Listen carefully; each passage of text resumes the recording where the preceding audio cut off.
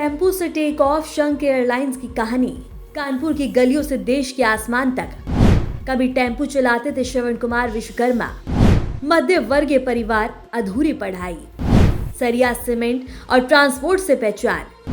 26 महीने पहले यूपी की पहली एयरलाइन का सपना, एयरलाइन का नाम रखा शंख एयरलाइंस।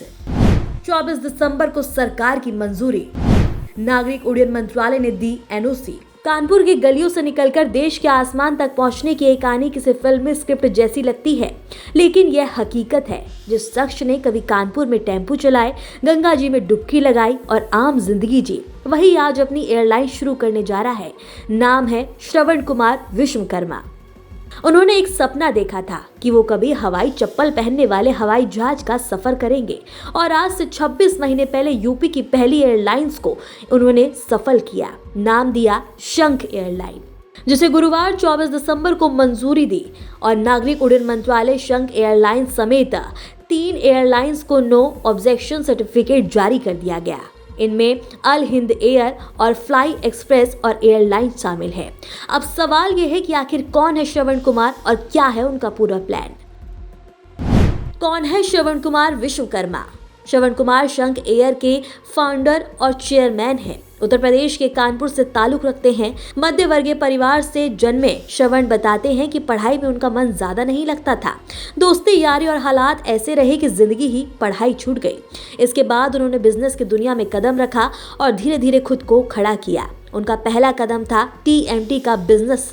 इसके बाद उन्होंने सीमेंट, माइनिंग और ट्रांसपोर्ट सेक्टर में हाथ आजमाया, ट्रकों का बड़ा बेड़ा खड़ा किया और यहीं से उनकी कारोबारी पहचान बनी। टेम्पो चलाने से बिजनेस तक का सफर।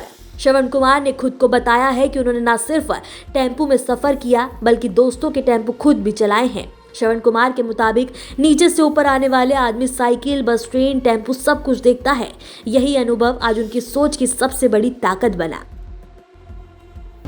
एयरलाइन का आइडिया कैसे आया?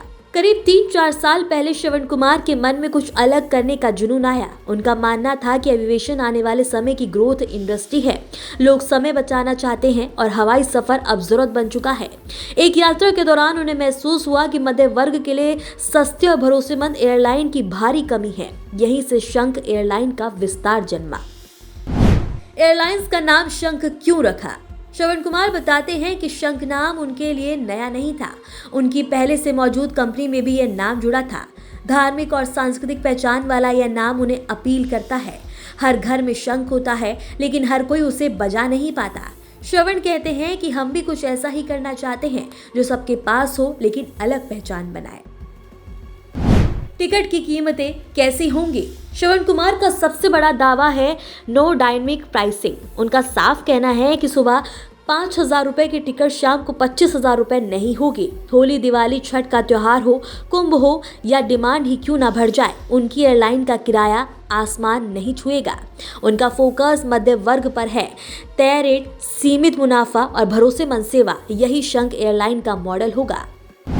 इंडिगो जैसी बड़ी एयरलाइंस पर क्या बोले? इंडिगो, एयर इंडिया जैसी बड़ी एयरलाइंस को लेकर श्रवण बेहद ही बेबाक है। उनका कहना है कि वो अपनी जगह उड़ रहे हैं, हम अपनी जगह उड़ेंगे। आज कोई 60% मार्केट में है, कल कोई और होगा। मुझे कंपटीशन से नहीं, अपने काम से मतलब है। कौन कौन से जहाज उड़ेंगे? शुरुआत में शंख एयरलाइन एयरबेस A320 विमान से उड़ान भरेगी। पहले बोइंग में 737 का प्लेन था, लेकिन तकनीकी कारणों से एयरबस को चुना गया। फिलहाल 3 विमान तैयार हैं और लक्ष्य है 2025 तक बेड़ा, 10+ विमान 2026-27 तक, 15 से 25 विमान 2026 के बाद इंटरनेशनल उड़ानें। शंख एयरलाइंस का हेड ऑफिस कहां होगा? शंख एयरलाइन का हेड ऑफिस लखनऊ में होगा। पहली उड़ान भी उत्तर प्रदेश से ही होगी, लखनऊ या जेवर एयरपोर्ट से। श्रवण कहते हैं कि जब यूपी ने मुझे बनाया है तो पहली उड़ान भी यहीं से होगी। कानपुर, वाराणसी, गोरखपुर, प्रयागराज जैसे शहरों को दिल्ली, मुंबई, बेंगलुरु, कोलकाता और चेन्नई से जोड़ने का प्लान है। कंपनी वैल्यू और नेटवर्क कितनी? शंख एयरलाइन की शुरुआत 2022 में शंख एजेंसी प्राइवेट लिमिटेड के रूप में हुई थी, जिसका शेयर कैपिटल करीब 50 करोड़ रुपए बताया जाता है। एविएशन में एंट्री के बाद 26 अक्टूबर 2023 को कंपनी का नाम बदलकर शंख एविएशन प्राइवेट लिमिटेड किया गया। एयरक्राफ्ट, लीज, फाइनेंस और इंफ्रास्ट्रक्चर मिलाकर निवेश सैकड़ों करोड़ों में पहुंच गया। हालांकि श्रवण कुमार अपनी नेटवर्थ को लेकर खुलकर आंकड़ा नहीं बताते, लेकिन ट्रांसपोर्ट माइनिंग में पहला बिजनेस उन्हें मजबूत कारोबारी बनाता है। खुद को कहते हैं कानपुर का लड़का। श्रवण कुमार आज भी खुद को कानपुर का लड़का कहते हैं। गंगा, टेम्पो और संघर्ष उनकी पहचान का हिस्सा है। टेम्पो से टेक ऑफ तक की यह कहानी सिर्फ एक एयरलाइन की नहीं है, बल्कि हिम्मत, जोखिम और सोच बदलने की कहानी है। और अब देश की नजरें शंख एयरलाइन की पहली उड़ान पर टिकी हैं। Bureau report, Aryan TV.